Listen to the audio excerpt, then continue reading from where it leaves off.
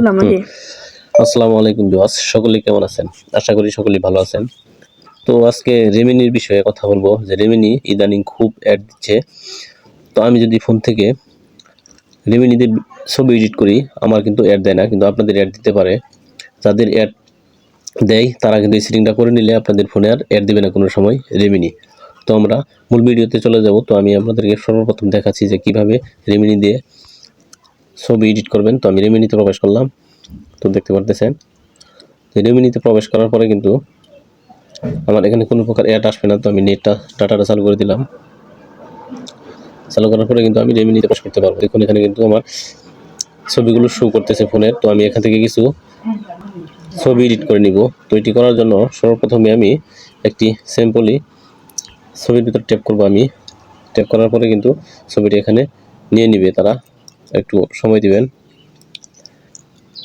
ছবিটি কিন্তু এই যে দেখুন ইনহ্যান্স হচ্ছে।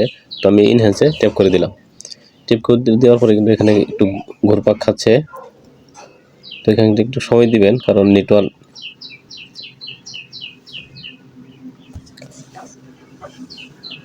তো এইভাবে কিন্তু ছবিটি ইনহ্যান্স হবে খুব সুন্দরভাবে। তো আমার এখানে কিন্তু কোনো প্রকার অ্যাড দিবে না তারা। তো দেখুন এখানে কিন্তু এসে গেলেও খুব সুন্দরভাবে কোনো প্রকার কিন্তু অ্যাড দেয়। আমি কিন্তু আপনাদেরকে সরাসরি দেখাচ্ছি।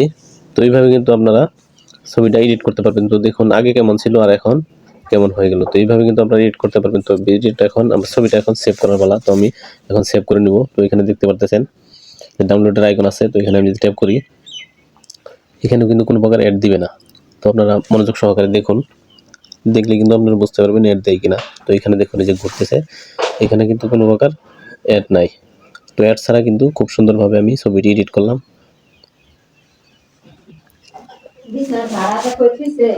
তো এখানে অপেক্ষা করুন ভিডিওটি সেভ হওয়ার পর্যন্ত। তো সেভ হচ্ছে। তো আমরা দেখবো এখন যে ছবিটি কিভাবে সেভ হলো।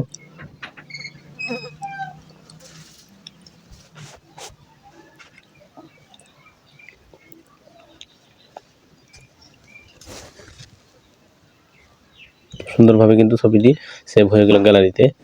এইভাবে কিন্তু আপনারা রেমিনি ব্যবহার করে অ্যাড ছাড়া ছবিগুলো এডিট করতে পারবেন। তো এটি করার জন্য আপনাদের ফোনে কিন্তু একটি সেটিং করে নিতে হবে। সেটিংটা করে নিব। সেটিং করার জন্য ফোনের সেটিং অপশনে চলে যাবেন। সেটিং অপশনে চলে যাওয়ার পরে এখান থেকে আপনারা একটু সার্চ করে লিখে নেবেন। সার্চ আইকনটি দেখতে পারতেছেন, এখানে কিন্তু একটু সার্চ করে লিখে নিতে হবে ডিএনএস লিখে সার্চ করে দিব। সার্চ করার পরে কিন্তু একটু সময় নিয়ে সেটিংটি চলে আসবে। তো দেখুন এখানে কিন্তু চলে আসছে। প্রাইভেট ডিএনএস নামে একটি অপশন আছে। তো এখানে ট্যাপ করে দিব আমরা।